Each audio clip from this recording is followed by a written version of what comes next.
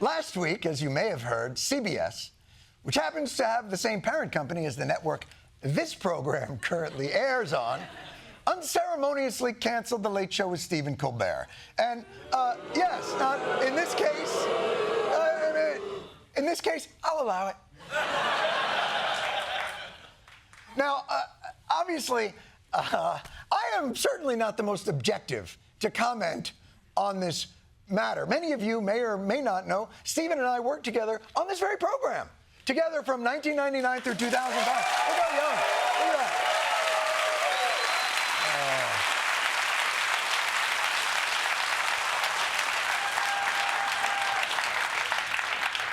Haven't changed a bit.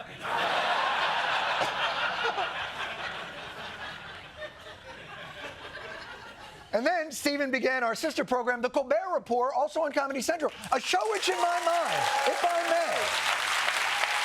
may, a show which, in my mind, remains to this day one of the most astounding accomplishments in satirical television, rendering a fictional character in real time 4 nights a week for 10 years so seamlessly, many viewers believed him to be the boorish, high-status idiot he was portraying.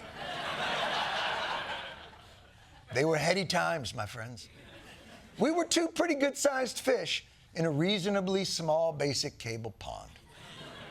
Both of our shows reached an inflection point in 2015.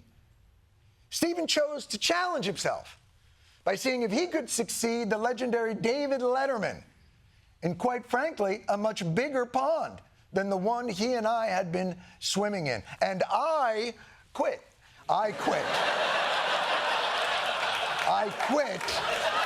Stephen challenged himself. I passed away. Stephen challenged his abilities in the biggest field you could, and I literally went to a farm upstate. It's true. He did it. I didn't. And, if I may, watching Stephen exceed all expectations in the role and become the #1 late-night show on network television has been an undeniable great pleasure for me as a viewer and as his friend. And now,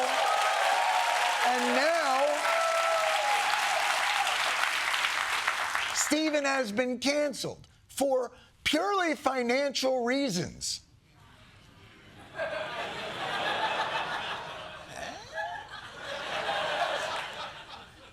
And by the way, not just Stephen's show, CBS has canceled the entirety of the Late Show franchise. Gone! Now, I acknowledge, losing money.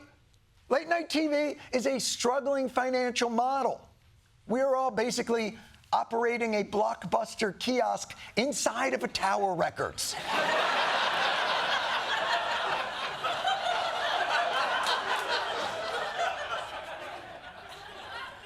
But when your industry is faced with changes, you don't just call it a day. My God!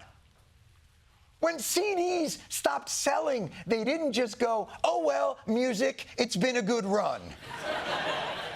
The fact that CBS didn't try to save their #1 rated network late-night franchise that's been on the air for over 3 decades is part of what's making everybody wonder, was this purely financial? Or maybe the path of least resistance for your $8 billion merger? Was killing a show that you know rankled a fragile and vengeful president so insecure, suffering terribly from a case of chronic penis insufficiency? It's a terrible disease. It's a terrible disease. Truly. It's a vicious disease.